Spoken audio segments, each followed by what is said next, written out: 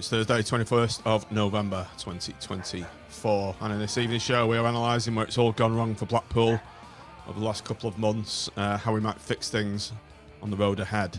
We're also looking at the big derby game as Blackpool travel to long-time rivals Bolton Wanderers in front of the Sky TV cameras this Saturday. And I'm John Spinall, and this is the Seaside's podcast, Extra Time Special, the General Malaise.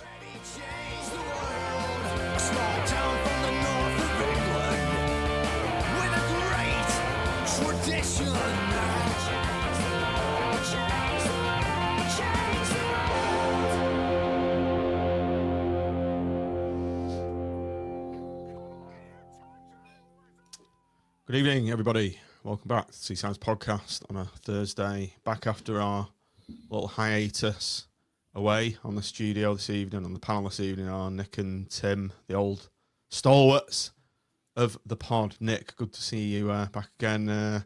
Been through the big stresses of moving house. I hope that's all done and dusted. Yes. And obviously the priority is the first thing you do is set up your studio and recording equipment, obviously. When you can find your microphone, which wasn't where I thought it was an hour or so ago. So a bit of a mad scramble, but yeah, managed to find it in the end. It's good to be back. And Tim, been a stranger recently, but you've got a lot on your plate at the moment. Just flown back from Rio, from COP24, whatever.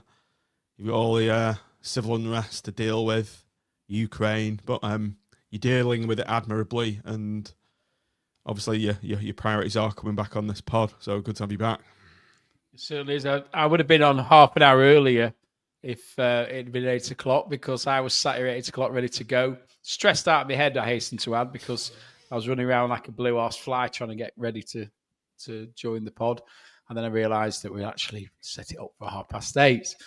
So gave me a chance to chill out for half an hour before the start. So I'm slightly less red in the face, and my blood pressure's come down about 50 beats per second or minute or whatever it is. Right. Let's have a quick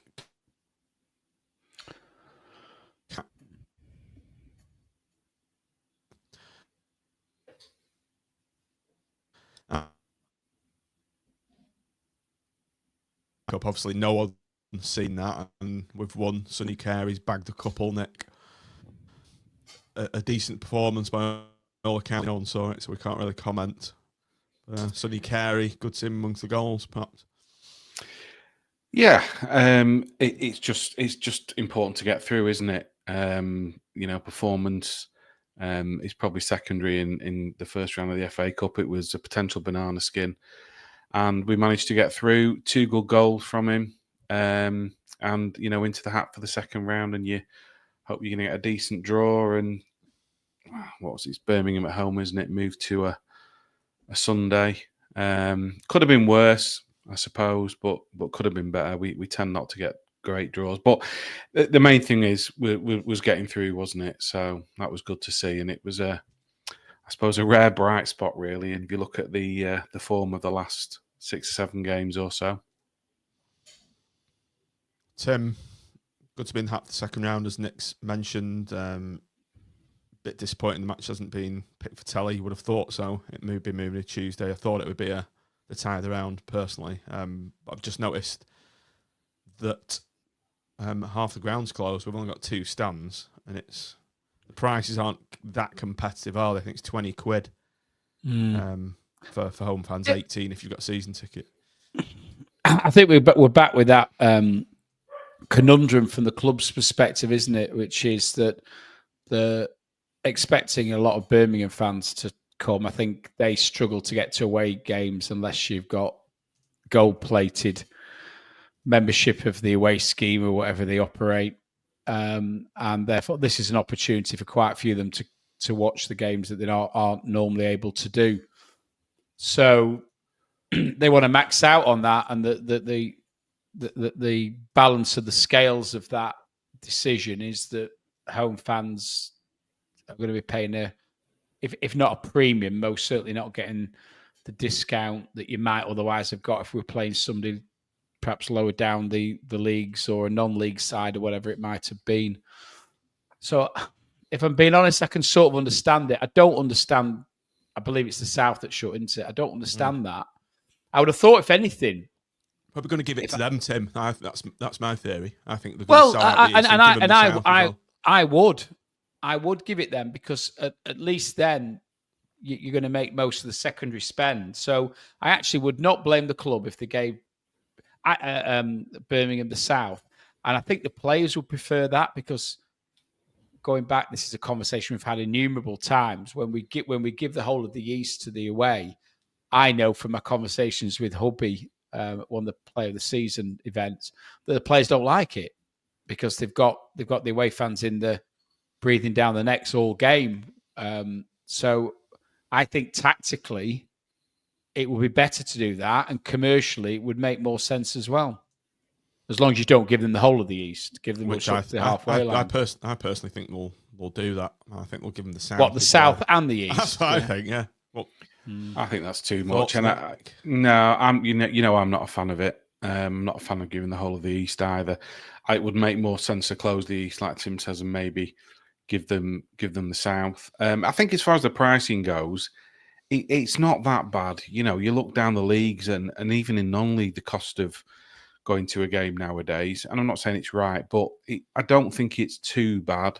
And I think there's some as well that you could make it a tenner, and some people probably still wouldn't go. It's not too unreasonable. I'm not a fan of having more away fans than home fans. And we'll probably need to pick up in form a little bit over the next few games to get a few more through the gate for that Birmingham game. But we will see. Okay, I'm going in M block, and I think I've paid £22. I think so. It's not slightly. I think it's slightly more in M block, isn't it? Yeah, so it's I paid 22, so I didn't buy the ticket. Somebody got it for me, and I gave them the money on Saturday, and that's how much it cost. So, I mean, for M block, I just thought we'd have a bit of a change, just sit on the halfway line, and I've got to say that's okay. I don't know what the prices are in the other stands. I've not even looked, but presumably a few quid cheaper than that.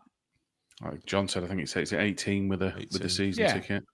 It's not too bad. I listen, it could be 15 if you're being critical, but we played Birmingham in the second round of the FA Cup. We're decent away from. There should be decent atmosphere, and I actually think they pitched it okay. Yeah, I think I'd agree. So you'll be in M block anyway, Tim. Yeah, I'll wave down at you from there. Well, you'll be in the director's box soon anyway, won't you? So apparently, I guess I think you're getting used to sitting in that area, aren't you? Yeah, well, that was part of my decision-making process and going M block. I thought I better get used to training back on the halfway line, because according to the muckers, I'm up there. So I'll be up there with my padded seat and the heat and the heated seats and the TV in front of me, so I can watch replays. Can't wait.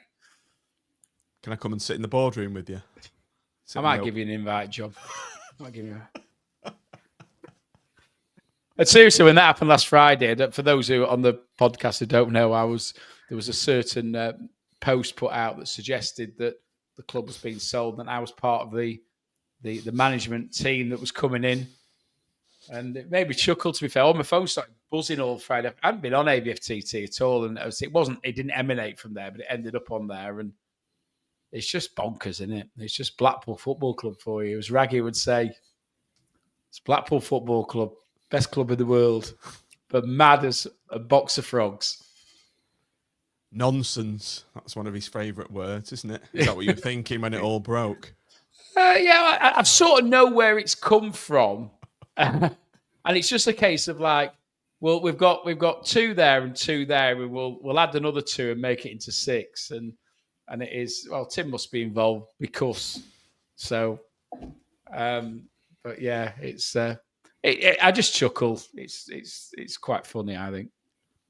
Nick, we'll have to get that sedan chair out of the garage, get it dusted down, and get Tim measured up for it again. Yeah, back after lifting him up last time. Yeah.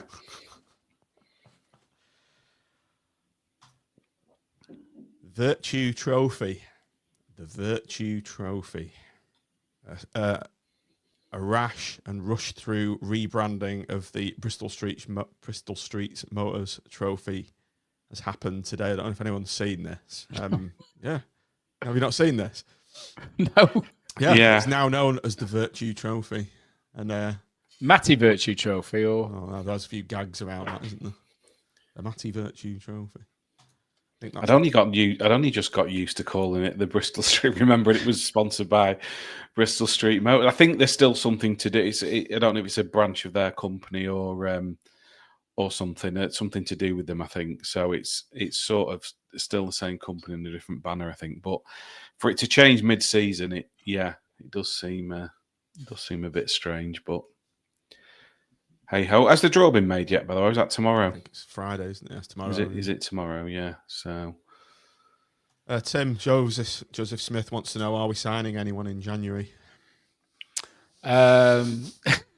Joseph, who knows? What I would say is, if I would have thought Steve Bruce will probably have realised at this point, if not before, that our squad is a little bit thin on the ground, shall we say, particularly in certain positions. So I would be fairly sure that there'll be some signings. What the quality will be like remains to be seen. But I think Bruce, if I was Bruce, I would have my shopping list ready and want those players the early part of January. And I would be quite surprised if that's not already written and with the powers that be.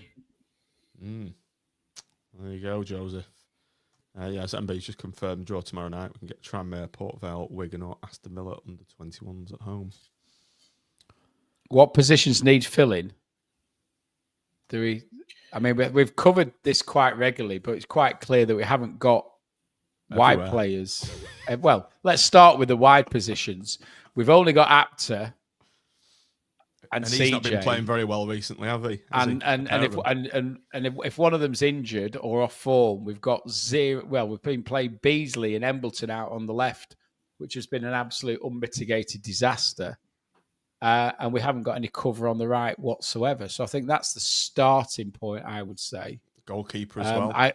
Goalkeeper. I think we've also got centre midfield to look at, although obviously Norban's back now, but Albie Morgan, how long is he going to be out? But, the fulcrum of the team heavily relies on Evans at the moment. And if Evans isn't performing, then we've got a big problem. So I'd say that's where the starting points lie. And we've also got certain problems up front as well. So take your pick. Never fear. Ashley Fletcher is here. I was on TalkSport this afternoon. I don't know if I heard it. On the fan network, Paul wanted a bit of coverage on Blackpool, and the guy that runs it, he's a Watford fan, and he had a bit of a loaded question to me about Carl Joseph. He said, if Carl Joseph doesn't score, he's injured like he is, surely it's the job of the backup strikers to do the business. And obviously, I'd mentioned the lack of goals coming from the others, particularly Ashley Fletcher, and he says he knew all about him. Played for Watford as well, had a similar reputation there apparently. So yeah, have a listen to TalkSport. I'll put the link on if anyone wants to listen. Nick, as we were talking about the Virtue Trophy, we've got a couple of games that we've need to catch up on. Obviously, Blackpool 0, Liverpool Academy 0, and also Harrogate Town 2, Blackpool 2. The latter could have been quite embarrassing, 2-0 down, but we turned it around and got ourselves out of an ugly little hole there. We did, I think, for an hour or so. It wasn't looking great at all. 2-0 down, we looked pretty disjointed, pretty disinterested, to be honest. And they were probably good value for the lead. And then it was only really, I think, when the subs were made, CJ and Apter came on, that we started to have a bit more urgency about us. Got back into it with a decent header from Jordan Rhodes, and then right at the end, an absolute worldie from Finnegan. Superb technique into the top corner with a volley, and all of a sudden, 1 minute we were kind of going out, and the next minute we're going through, and then you still had the the penalty shootout afterwards, even though we'd already gone through for the extra point. And to be fair, Tyra saved the first one, didn't he? Which will have done his confidence a little bit of good. So, yeah, it certainly it wasn't looking great for an hour or so, but we managed to turn it round in the end. I mean, it's a competition that we've been there and done it, haven't we? And I wasn't exactly too bothered, if I'm honest. But then again, it is nice if you come back from 2-0 down and we managed to get through. And as mentioned, we will get a home tie in the next round. Do you know what I did? I did a Smith. I sat down. You've been in my front room, haven't you? You can put your feet up and everything. And so I was in there, put the fire on. It's a bit cold. Poured myself a drink. I was knackered. I just got in from work. And it was quite early kick-off, wasn't it? Went 2-0 down. It was the most dreadful game ever. And I was like quite depressed. Anyway, I fell asleep on 60 minutes and woke up just as the titles went up, as it finished after penalties. So I missed the comeback. I missed the penalties. So I did a full-on Smith. An in-house Smith. Yes. I did an in-house Smith. So I thought, Jesus Christ, how the hell have we come back from that? Because we were genuinely, it was absolute dross, wasn't it, for that first hour?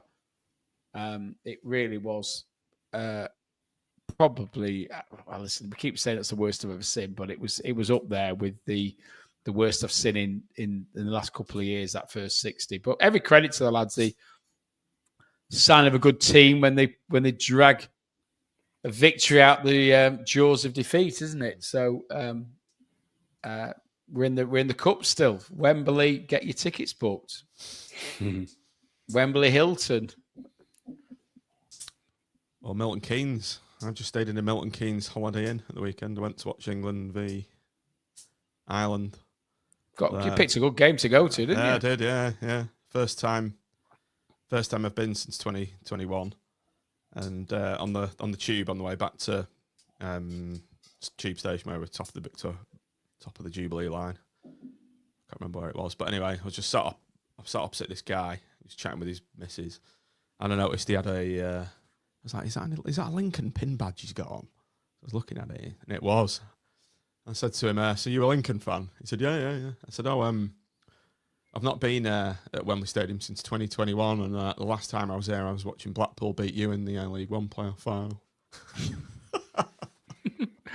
That was a good conversation starter, wasn't it? And finisher. No, actually, I said the last time I was here was in the playoff final in 2021. That's what I said. And he said, "Oh, you're a Blackpool fan, are you?" I said, "Yep." But yeah, it was good. I'm in the England Travel Club now, and unfortunately, I was down the end where all the goals didn't go in. The first half was a bit tepid, to say the least. Yeah, it was good. Obviously, we've done this wrong out of order. We drew 0-0 with the Liverpool Academy. Yeah, something sinister just in the chat that a young lad spearing could be worth a point. Still going, isn't he? I was like, what? Is that actually Jay Spearing when I heard the name read out? But yeah, he could still do a job, couldn't he? Hope for us all yet. What's the point if you're playing under 21s having somebody who's nearly 3 times that age? Well, not twice that age, anyway. He should be doing walking football by now, Tim, shouldn't he? Well, if he did, he could be a European champion like my good self. For those who don't know, trip to Tenerife, played a tournament. Nottingham Forest were there, and the squad, they had Ian Wone, Nigel Jemson, who was actually injured, so he didn't play. But he normally would. What, you actually played against them? And bloody Thingy Roy, Brian Roy, used to be the Dutch international. You played against them? Yeah, that's cool. And we drew 2-2. I didn't know that. And actually, we won. There was like 6 teams in this 50s. We were playing up at this place just above near. Anybody knows Tenerife, La Caleta, which is up from Adeki, and it's a fantastic facility, which a lot of the Premier League teams apparently use from time to time.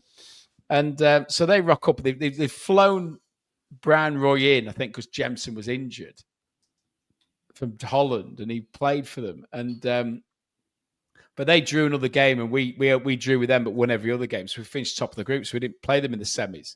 And they got a player sent off in the semi-final. We're expecting to play them in the final again. They were good, to be fair. And they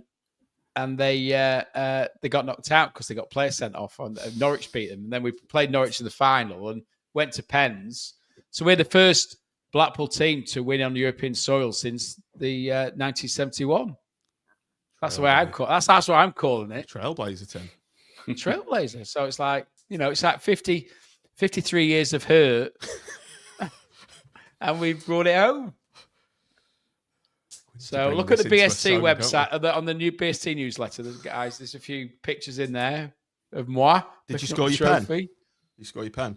I didn't actually get to take one because it was the first three. We saved the first one, and I wasn't in the immediate firing line to take one. So there you go. Well done. So, but what a great few days. And just all I would say is anybody who's of that certain vintage over 50 years old, I know John's given it a go. I think you struggle with it a bit, don't you? But struggle with it and you don't not to run. Yeah. But it was quality experience and great banter and fantastic to do something like that at our age when you think you've well and truly hung up your boots. So apparently Jay Spearman isn't old enough to play walking football yet. He's only 35 according to Bison's, but he's getting there. He's got 15 years to go then. He must. I mean, God, was he only? So we're going back 6 years. To 6 years. He was only in his 20s still. Like, maybe it's 5. He looked about 35 then, didn't 2019 it was, wasn't it? 2019, 2020. Oh, it's not like 5 years ago, isn't it? Yeah, it's about 30. Yeah. So, yeah, well done, Tim, anyway. And BST walking football team. I might come down again, actually, Tim. What day is it on Wednesdays? Wednesday nights. Well, we've got some new boots before Christmas. Oh, have you? I've got some new boots now as well, Tangerine. So maybe give them a whirl. Right. Leyton Orient 3, Blackpool 0. A game I watched on a stream, and it's one of those games where you're watching it, but you're not watching it. It was that uneventful. Quite a sorry performance and result, Nick, given the fact that Leyton were below us as well in the team table, and you expect us to go there and do something. Yeah, they weren't in great form, were they? But you wouldn't have known it watching that game. We offered very little, really. Couple of chances. I think Joseph should have probably scored from that great ball in from Apter. But again, a bit similar to Mansfield, they kind of worked out what they needed to do against us. They weren't great, but they didn't need to be great. Just quite well organised and a comfortable win for them in the end. We just looked feeling a bit sorry for ourselves. I think some really poor defending as well from us, and decent following. There's a good contingent in London, and a few of the lads I know went down. Matt went down and made a weekend of it, and it's one of those where that it's probably a good day on the lash spoiled by 90 minutes of football, which happens quite often. It's a recurring theme, isn't it? It is at the moment, yeah, unfortunately. Yeah, certainly one to forget. I don't think anybody particularly covered themselves in glory on that one. Joseph put a shift in, ran his socks off like he does, but very little from a Blackpool point of view, and one to forget. Less said about that, the better. I managed to miss it as well because I was playing at 3:00, and I was a bit gutted actually because I was going to go to that bar in Tenerife, the Blackpool fans bar, Swan. The Swan. Go back to the hotel at 4:20, and I thought, right, well, I'll stick the last 30 minutes on. Got by the pool and got me rum and Coke, and then it went from 1-0 down to 3-0 down. I thought, I'm not going to ruin it. We had a good day. We'd won all 3 games. I'm not going to ruin it by watching the last 30 minutes of us 3-0 down. So I didn't bother turning it on. So I can't actually add anything of value to what Nick said. Neither can I. So I wasn't really watching it. And finally, I was en route to London for this game. I made the decision to not go. The team the team I manage in the 12 side, we had a relegation 6-pointer in the morning, lost that. So I made the decision to go straight down to London, hotel booked, thought I'm not going to depress myself further, and watch Blackpool v Northampton. And my God, I made the right decision. You did. Do you know, and we go back to, I know we've used the title a few times now. It's probably, it's like the equivalent of Rambo 5, isn't it? The General Malaise is a title on this pod. But there was, and I felt it. I went to in the stadium. Do you mean, Tim, or what? Before, what was on the, I went to Shickers beforehand, where we go now ever since the Moretti priced us out of going, and so we go to Shickers on the corner of Waterloo and Lytham Road, and so it's quite nice in there. If anybody's not been going, it's like old Blackpool kitted out and everything. It's quite a nice place, and I walked down to the ground and it was quiet. There was no buzz. Didn't see a buzz. Went past the Armfield. That was like pretty dead outside.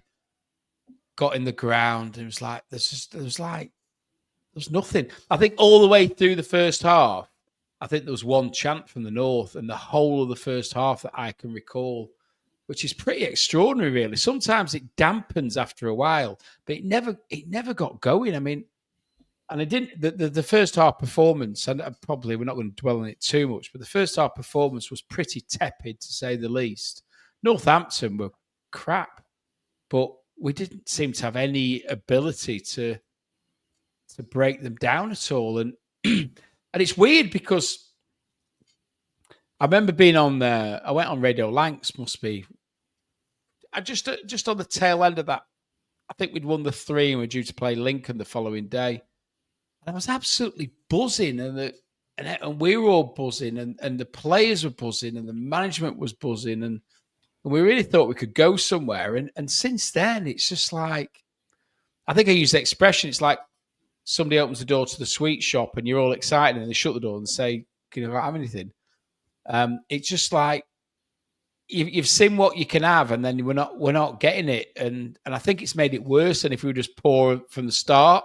I think, if you went to Charlton, or you went to Huddersfield in particular, you'd have been so impressed with the way we played, and yet we've never, starting with the late equaliser against Lincoln, and then the way we then played against Mansfield, it's just gone downhill from there, hasn't it? Really bad, really, really badly, to the point where I spent half the first half just scrolling my phone. It was that bored.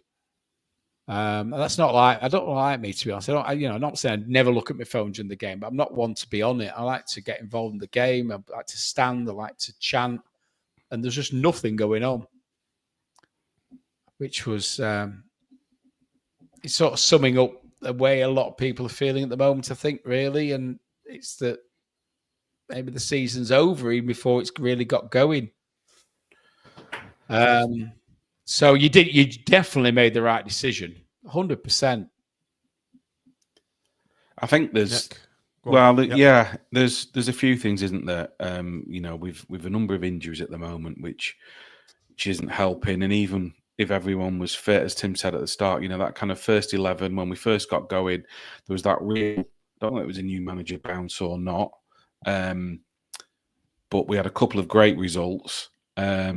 And then it's been pretty difficult since. I don't think we can underestimate, with what's happened with Steve Bruce and how much of an effect that's had, not just necessarily on the manager, but knock-on effect to the players as well. It must be difficult. I can't begin to imagine how you could motivate yourself for work when something like that's happened, and that could have a knock-on effect. I think the injuries as well. Obviously, we've had some key players out, but it was like Tim said, it was just very flat. There was no real spark, really, until the second half with a couple of moments.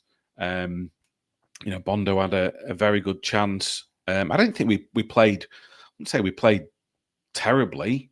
It was just a bit flat. If that chance goes in, to be fair, the keeper's made 9 times out of 10 that probably hits the back of the net. It's an instinctive touch and an instinctive save from the keeper.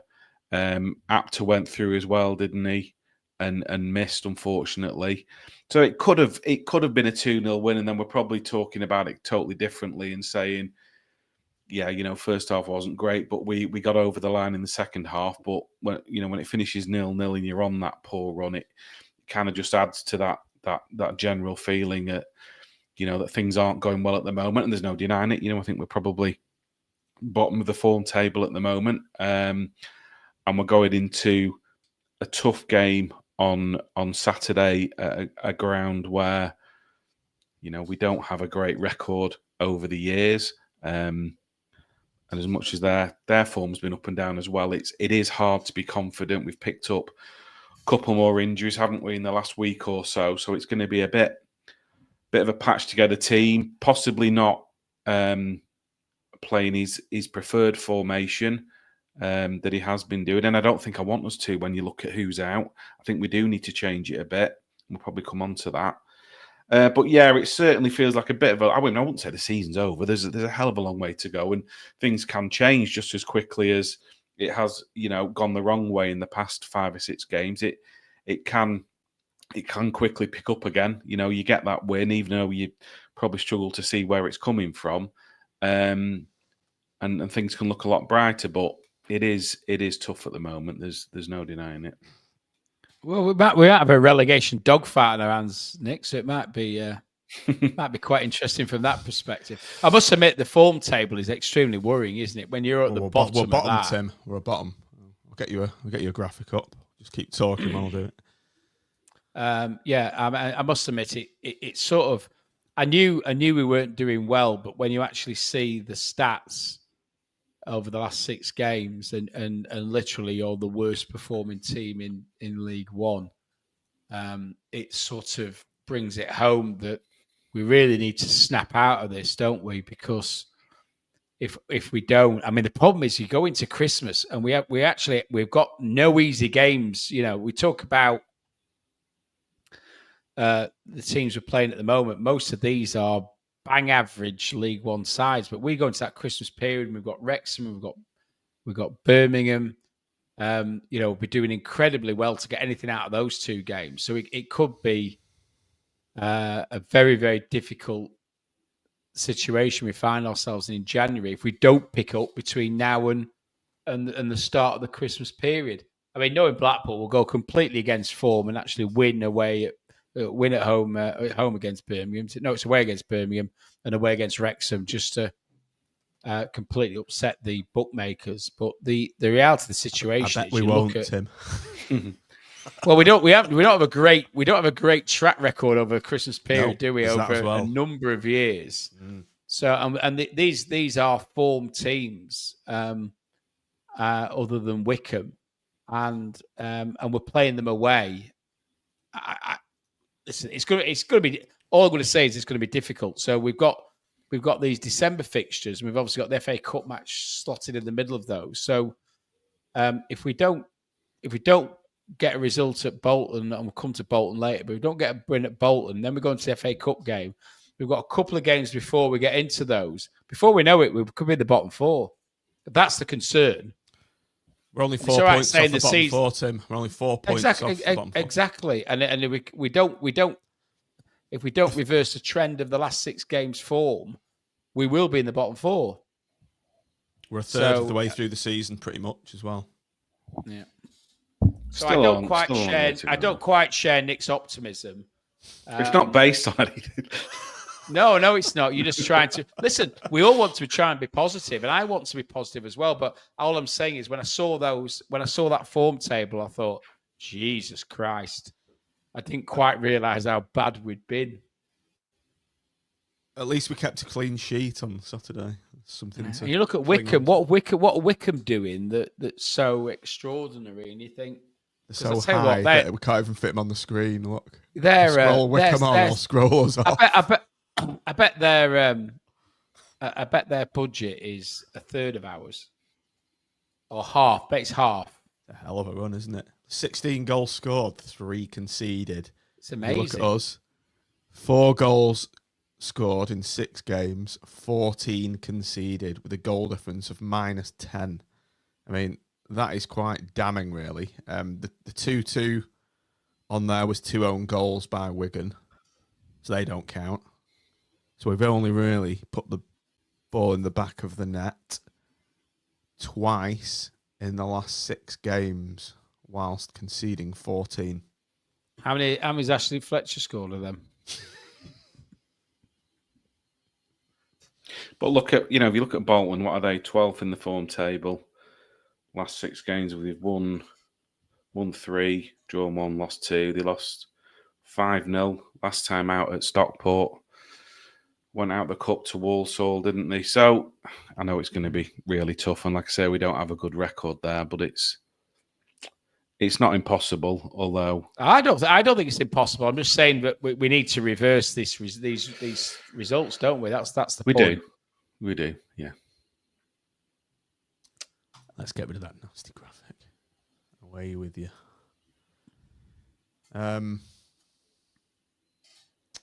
Next talking point. Get the banner up. Is it, and why is it all going wrong?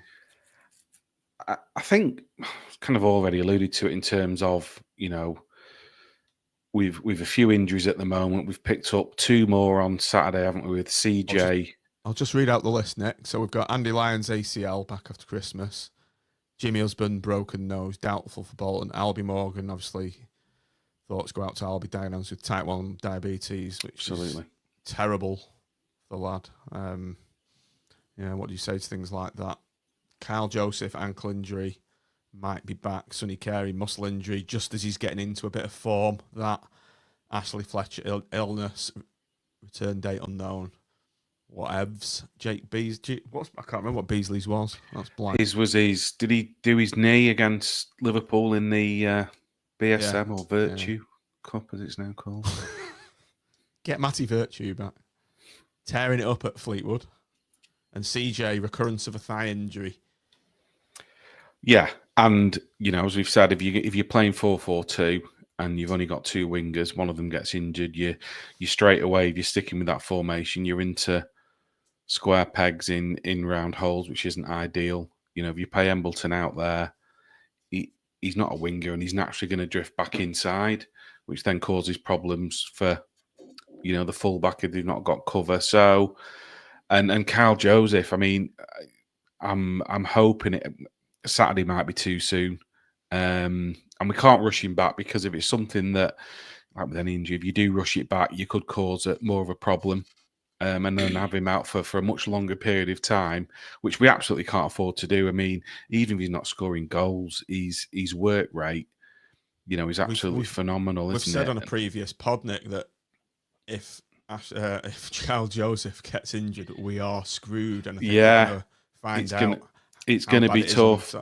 Yeah, and CJ, he'll have games where he frustrates the heck out of you, but at the same time, if you're playing 4-4-2, you need him in there, don't you? So he's going to be a miss as well. And then, like I said before, with what the tragic events that have happened with Steve Bruce, obviously you're going to have an impact. It's going to be difficult, for morale and things like that as well. So I think there's a few things also as well, like with any system, there's pros and cons to it. And we had that great energy about us for those first few games, and then a couple of games where I think teams sort of obviously do the homework and worked out how to counter what we were doing. You saw that, if Actor and CJ don't get space to run into, we don't create very much. They struggle if they're facing the wrong way. And also as well, a couple of times, I think Mansfield did it particularly. If you don't give Evans time on the ball, he's a lot of, a lot goes through him, and he's what makes us tick in the middle of the park. And then we've looked a little bit shaky at the back as well. So across the team really, plus up front, Ballard's not really scoring, although I know he scored. I know he scored for England at the weekend on his international call up. Yeah, so it's difficult across the park at the moment. So I think there's a number of reasons, and we're just going to have to patch a team together as best we can. Baggett looked like he was coming back, and then he's picked up another injury, hasn't he? I think he's out for another month, which is really unfortunate as well. We've had players who, Coulson can be great, Gabriel can be great, but they've been out of form as well and had some poor performances. So I think there's a number of things at that moment, kind of all conspiring together at once, to result in the really poor run of form that we're in at the moment, unfortunately. Tim, anything to add? Well, I'm going to be a lot unusual for a lawyer. I'm going to be very succinct. I want to say there's one thing that's the problem, and that's recruitment. I think the recruitment has been incredibly poor. We have this recruitment team that's meant to take responsibility away from the manager, who's the first team coach, as you call them these days. And we're meant to have a consistent playing pattern and an overall plan as to how to deliver the squad that the manager needs to make the most of the players he's got on the pitch. And the reality is, it's all a bit haphazard, isn't it? We let our goalkeeper go without bringing in a proper replacement. I will qualify that slightly by saying that the argument is the Everton lad is like he's highly rated, but it's not worked. But we're putting all our eggs in one basket there because O'Donnell isn't a number one, and O'Donnell's become the number one by default, and he's not a number one. So we've got a problem there. We've got a problem at centre back because we've recruited players who actually, and as Nick says, Bagot's great. I liked him, but look at his injury record. He doesn't play a lot of football, and so the reason we've got him is because he's available. Because other people don't want him. Might as well send him back. We might as well, because he's what use is a loan who never plays for you? He's not our own player. It's not, clear him out and get somebody else in. Yeah. We then look at the Fletcher. I mean, if there was ever writing on the wall to say this player isn't going to score goals for you, it's there. His CV is he doesn't score goals. Add to that, he can't head a ball. He can't win it. I mean, there was this, I think it was when the last pod came on, the shocking stat that he didn't win one of his aerial duels in the last game he played. But I think that's a consistent pattern. I don't think he wins aerial duels in any game he plays. What was that game where he didn't put a challenge in for the last minute equaliser? He was just stood on the far post and didn't jump and attempt the ball. You can go on and on and on and on with this. And the reality is, and we talk about, well, we've only got two wingers. Why have we only got two wingers? Why exactly have we ever end up in a situation where we've only got two wide players? I know partially probably because Critchley was obsessed with not playing 4-4-2 that would use them. But the reality of the situation is, having not got rid of him in the summer when we should have got rid of him, and kept him on and then deciding after 2 games we'd get rid of him, we've at the end of the transfer window, we've absolutely, excuse the vernacular, fucked ourselves for the first 4 months of the season because our team is completely unbalanced. Completely unbalanced. It's amateur hour. It's unbalanced. Because we've brought a manager in, not Steve Bruce's fault, who doesn't play a system that is suited to the squad that we've got. Yeah, but he's also playing. Go on, sorry, John. I'm just saying, bringing the manager in after 2 games, you could understand bringing in a manager that would play a similar system to Critchley. Obviously, we don't want it like Critchley, but that can utilise the players and play them in a system and a formation that suits the way they play. It's rinse and repeat. We did it with that. We got Appleton. We recruit for Appleton in the transfer window, and then on a knee-jerk reaction, we get rid of him. Actually, when he'd have probably kept us in the championship, we had a bloody good squad then when we got rid of him. And we're bringing in it was Mad Mick. We bring in Mad Mick, who completely changes things. Doesn't play the best players, and we end up then getting rid of him. And I so saw Morgan like, Rogers. I saw Morgan Rogers play for England, by the way, at the weekend. Oh right, who Mad Mick didn't fancy. No, Mad Mick didn't fancy anybody who was any good. He just wanted, dullards who were going to boot the ball up the pitch. But it's bizarre. So you talk about having this continuity and this plan. There isn't a plan, is it? Bullshit. It's all knee-jerk. It's all bullshit. It's bullshit. And the recruitment's unbelievably poor. It is. We're in the bargain basement, and we're not recruiting at the right age. I mean, Fletcher will be costing us a fortune. Us, Simon a fortune. It'll be costing Simon a fortune. And for what purpose? You could have got two really hot, young and potentially profitable in the future young strikers in for half that money. Just follow what Peterborough do, Tim. That's all you've got to do. Follow the Peterborough model. Yeah, I'm guessing we're paying him. I have no idea. I don't know. I bet we're paying him $7.5 a week. You could have got two couple of likely lads from the National League or from League Two and given them $2,000 a week, and they'd have snapped your hand off. Maybe pay a little bit of money to the clubs, and they would be more effective than what we've got. And that's exactly what Peterborough do. They take a few chances. They'll sometimes they pay big money for players for the right player, but generally they look around, they buy the right players in for the right money, play them, and then sell them on. And they undoubtedly break even, if not make a profit doing it. We're hemorrhaging money because we're paying not. We shouldn't be. To be honest, we shouldn't have signed Rhodes. Rhodes will be on big money again. He's past it. He's gone. Clearly, he's gone for me. He'll have his odd good game, but he isn't going to give us what we need. We should be doing what Peterborough do and the likes of Peterborough do, and focus on youth. And you give youth a chance. You've seen on Saturday, a 17-year-old comes in and he's got a little bit about him, hasn't he? He's not the finished article. He's not somebody who's going to win us league games necessarily. He's not going to, we're not going to be top of the league playing him. But he wants to play and he's enthusiastic, and he nearly got the winner. Fletcher was never going to do that for us, and he's costed probably 10 times what he's costing. It's mental. It is absolutely properly mental, and I sort of feel sorry for Simon because I think he's sponging money. No, he's spunking. Spunking money. That's the expression I was looking for. He's spunking money away on this squad, and we're not getting anything like value for money out of it. Nowhere near, because the age demographic for where the money's going is wrong, and ineffective. So there you go. Recruitment. That's my one word. Okay.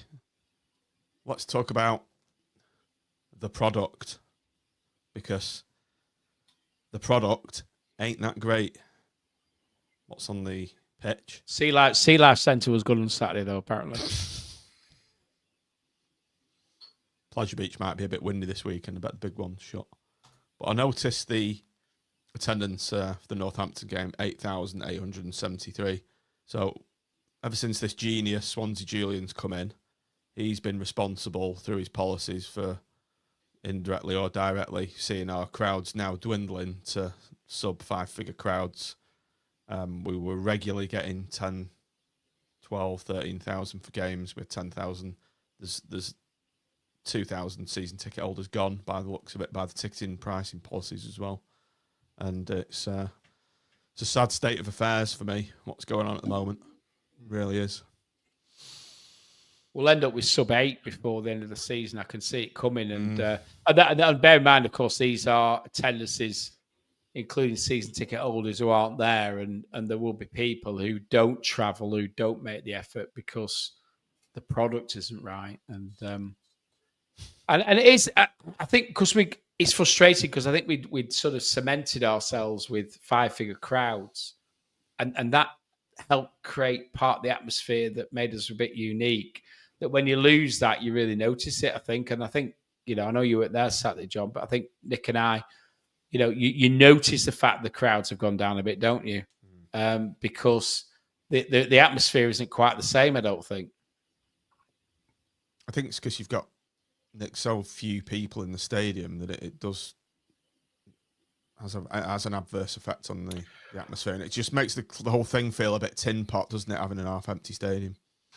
Yeah, I mean, that the North generates all the atmosphere, and there is as we've talked about, there is a drop off, and it won't help when you bottom of the form table as well, and people are probably looking at that as a walk on game and thinking, do I want to spend £27 to watch Blackpool Northampton? It's not going to be many people, persuading many people to spend that money, unfortunately. And when the North, you do need something to spark it as well, and there wasn't really that on the pitch as well, because I think it's a two-way street. But yeah, you're not going to get probably 1,500 people back with the run we're on, and how much it costs at the moment. It'll be interesting to see what they do over the next few games, whether they do another. There's a number of times per season, isn't there, where they can do a promotion on tickets. 4, I think, isn't it? Yeah, I think so, yeah. But it'll have to be a good one, I think. Because, again, when you're not winning games of football, it's not going to persuade people to spend the money, unfortunately. So it can have a bit of a snowball effect, and we do need to turn it around. If you win a couple, people start to come back, the atmosphere picks up. So it's possible, but yeah, it is difficult at the moment with all the combination of things that are happening. Just before we move on, look at this comment from MB. Steve Bruce needs to be handed control of recruitment in January. Absolutely. 100% agree with that. I'm sure he's got a contact book as long as your arm, and these idiots in this recruitment team, look at what they've been delivering. So, yeah. Well, I think it goes back to what sorry, go on. No, I was going to say, like you said, Tim, I think he will probably already have that list and an idea of what he wants to do, but we're going to have to look at who we move out as well. If these players are still on contracts for a while, there's only so many places in the squad, isn't there? So it's going to be interesting to see what happens for one or two of them, whether we take a loss on them and sell them, or whether we send them out on loan. We do need to make a bit of space, because like we said earlier on, you're probably looking at, I think we need to look at a keeper, probably 2 wide players, another midfielder. If Baggett's not fit, potentially another centre half. And then up front, we're not really scoring goals. You're probably looking at 5 or 6 there, but you're going to have to shift a few out as well, which is easier said than done. And in January, nobody wants to necessarily get rid of the best players unless you're paying probably over the top for them. So yeah, it's another one, isn't it? Where, like you say, we bring a manager in who's a very different style of play to the previous one, and you're waiting to get to the next transfer window to fix it, and then you do it again and again and again, and you kind of never really get that settled squad for more than a season or half a season, because it keeps changing. And I say every transfer window, this one's so important, and this is another one, particularly if we carry the run of form on that we're on at the moment. It's going to be really, really tough. And like Tim said, some of these players will be on decent money.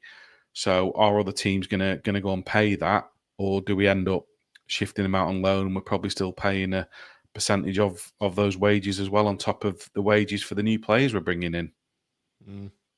Tim, you're going to say something there? Well, to be honest, I was actually just going to, Nick sort of covered the point. I was just going to go back to the comments that I made earlier, that I'm pretty sure that Steve Bruce will already have that list, and I suspect it's already with the club. But I think we're going to have to hit the ground running on the 1st of January and try and bring some of these players in, whoever they might be, during the early part of the transfer window, rather than leave it towards the end, and because that's another month gone by and probably another 3 or 4 games gone by. But there's a worrying trend at the moment, and we need to snap out of it. And the fact that we've got players like Joseph, I don't think Joseph will play Saturday. I'll be gobsmacked. Well, if the injury is what I understand it to be, I'd be gobsmacked if we risk him. I don't think they'll play him then. I don't think they'll play him against Birmingham. I think they'll hold him back for the Christmas period. Because if he gets injured again and we miss him over that period, then that will be catastrophic. Good point from Dave Jenkins there. There is an atmosphere of decline, and once it sets in, it's really hard to turn around. It is. When that mood kicks in at football stadiums, it's like a snowball gathering snow down a hill, isn't it? Anyway, on a cheerier note, we've got Bolton away on Saturday, 12:30 kickoff. Let's get some facts up for you. I think we've discussed this previously. Last 5 games, Bolton beat Fleetwood 2-1. That was in the Virtue Cup, lost 5-0 to Stockport away, lost 2-1 to Walsall away, beat Stevenage 4-1 away, and beat Peterborough, at home, 1-0. That's a very good result. I think we all know about our last 5 games, enough said about those. The better match odds, Bolton are almost 2-1, and look at that, we are 4-1 almost for the win. It's not a surprise, is it, when you look at that? Like I say, as much as Bolton's form's been a little bit up and down, and he was under some real pressure at times earlier in the season. Ian Everett, their fans, there was a few of their fans calling for him to go. They lose 5-0 at Stockport, who, to be fair, were flying and doing very well. But then they've had some really good results as well. It's a mixed bag, isn't it? We don't have a good record. They're only 3 points off the playoffs as well, Bolton. Yeah, it seems like feast or famine, doesn't it, for them? And we don't have a good record there. We're going to be. I think that Santos is back as well, Nick. We're going to be patched up. It's on Sky. We don't tend to do too well on in front of the cameras. There's not a lot going for us, so 3-0 to Blackpool. Yeah, it's going to be tough. Who remembers Edward Duckworth, the referee? Who did he send off? He sent Jordan Rhodes off, didn't he? Jordan Rhodes, wasn't it? First time ever in his career he got a red card for next to nothing. And apparently he's a knobber, isn't he? Yeah, so there's lots of reasons to not be positive, but we've still got to try and be positive because we need to turn it around, don't we? It'll be interesting to see what he does with the lineup. I don't know if you were going to do picking a team, John, but I could. Let's do it. I could do one quite quickly for you and see what you think of it. I think keeper-wise, you can toss a coin. I mean, O'Donnell's been playing, hasn't he? Tyra's played. I don't see him doing anything else other than O'Donnell. No, I don't. And like I say, I think who would we pick though? Well, it's much of a muchness. That's the thing. I think hasn't really worked out for Tyra yet. I would go Tyra. I would go Tyra, but I'd go O'Donnell. I'd go for experience in a game like this. I think. Yeah, marginally, but like I say, I think it. I don't think there's anything in it really. I'd actually do. I'd probably go 3 centre halves as well. I don't think I'd be going 4-4-2. And have. Are we assuming CJ's out? He is. His knee's out for. He's 100% out. Recurrence of his thigh injury, so I'll be surprised. Yeah. Well, we've got one winger then. I'm assuming on this. I'm assuming CJ's out and Joseph's out, and I'd go Pennington, Carey, Pennington, Casey, and a fire, and I'd have Coulson and Gable as wing backs, Evans and Norburn in the middle, Apter in the 10, and Rhodes and Ballard up front, which I think is about the best we can do with who we've got available. And I like Tim said, I really like what I've seen from Terry Bondo so far. But he's an option from the bench, isn't it? Yeah, he is, absolutely. It's a big ask to ask him to go and lead the line away at Bolton in front of 22,000 or whatever it'll be. And if he'd have scored against Northampton, he probably should have scored against Harrogate as well, to be fair. We'd probably be getting really, really carried away and putting all our hopes on him. But I think realistically, you've got experience with Rhodes up front, and and a bit of pace to stretch them as well with Ballard. Because there's not really, there's not really anything else, is there? You can't play Fletcher and Rhodes up front because there's absolutely zero pace there. No, you've nailed the team, Nick. To be fair, I think I don't think Bison's. You even got Bison's agreeing with you. So, Jesus. But I think I genuinely think who's your back? Who's your back three again, Nick? Who'd I say? Pennington. Fire, Pennington, Casey. Yeah. And then you've got Coulson and Gabriel in your wide position. Who I know haven't been in particularly decent form, but again, I think with who we've got available, I think it's the best we can do. Evans and Norburn are always the two in midfield for me at the moment. Do you think he might? Did you say he might play Apter in the? He sort of alluded he might play Apter in the 10 role, didn't he? Well, yeah, because I don't think we should be going 4-4-2 and playing Apter on one wing and Embleton on the other, because Embleton isn't a winger. We just look unbalanced. And it's Apter's natural position, isn't it, in the 10 role? Yeah, arguably. You can arguably. Let's imagine the Apter position slightly forward there. We haven't got the formation for it. Yeah, and Rhodes and Ballard up front. So, like Bison says, 3-4-1-2. Yeah. And I'd rather we do that than, like I say, try and shoehorn somebody into the wrong position and them not have a good game. And it hasn't really worked out so far for Embleton and playing him on the wing. I don't think it's going to. So that's probably as good as we can do at the moment. And then you've got probably Embleton to come on for Apter and Terry Bondo to come on for Rhodes or Ballard. Beasley, he's got to be better. Yeah. Sorry, John, you froze for me then. Kouassi, Baby scored a very good goal at the weekend for Salford, but again, he's not particularly prolific, is he? So we'll see, but I think that's as good as we can do at the moment.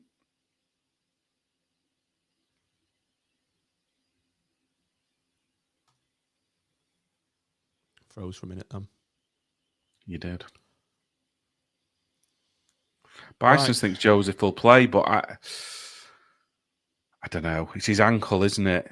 Which I know you can. I had a chip on his ankle, so if that's right, or a hairline maybe. It's a risk, isn't it?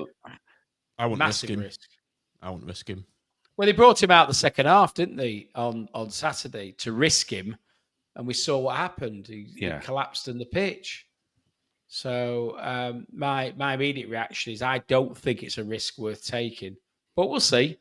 Bison's might be right, and if he does play and if it's the gamble that's worth taking. I watched Blackpool so many years, and the games where we go into them where we've got zero expectation tends to be the ones where we actually do something.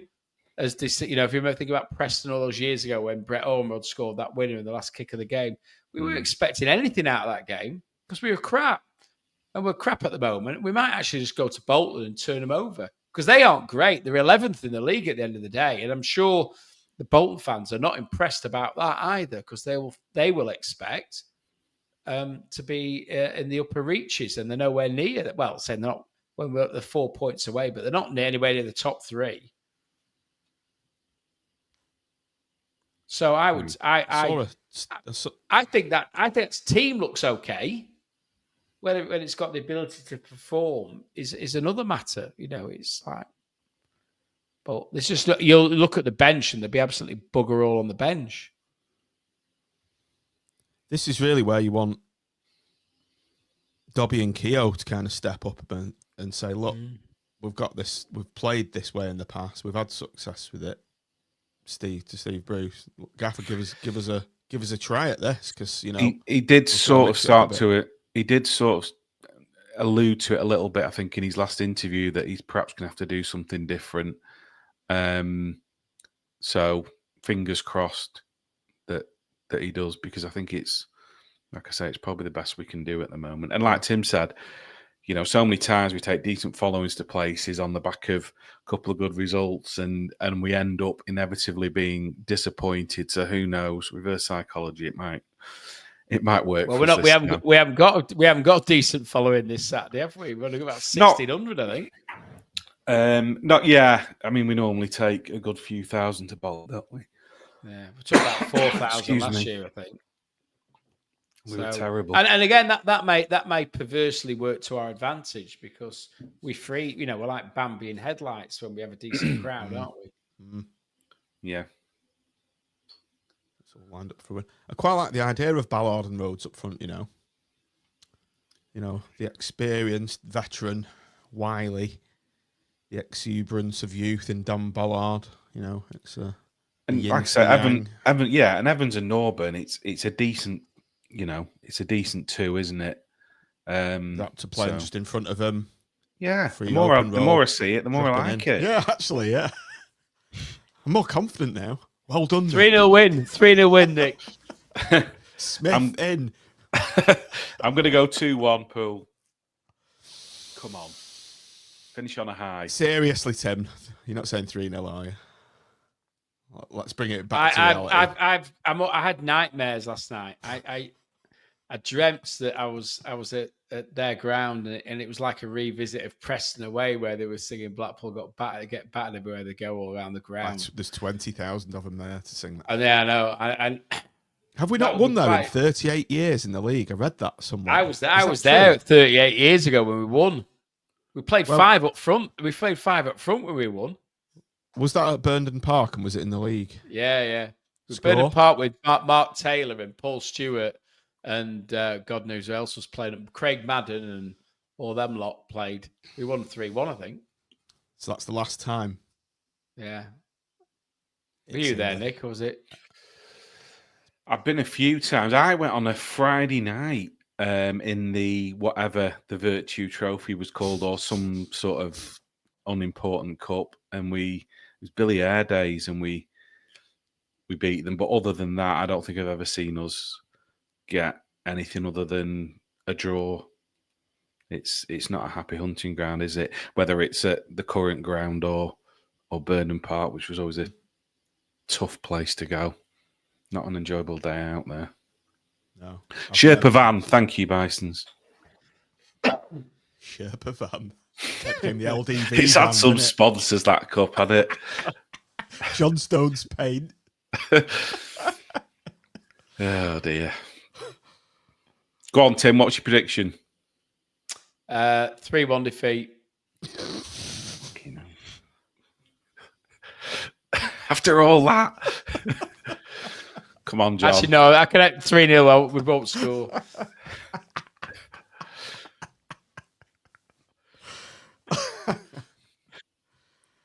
I'll sit on the fence. I'll say 1-1.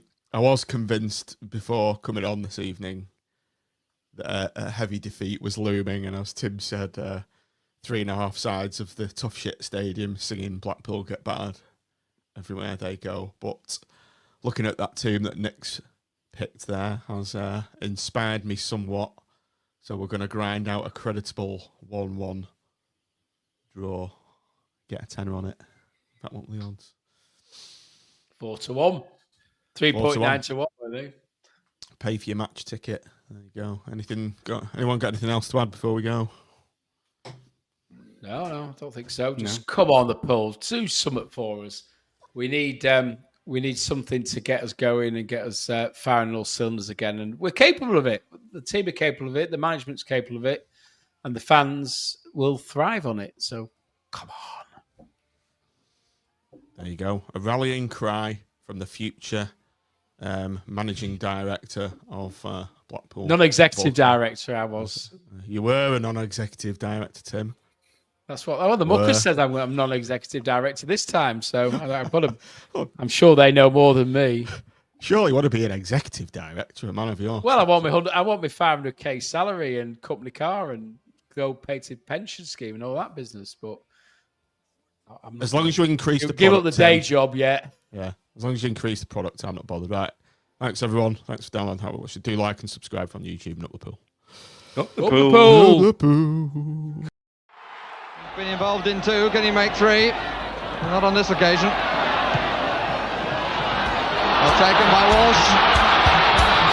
Davis is on the far side. Ainscough coming square. That's the ball. That's a good try!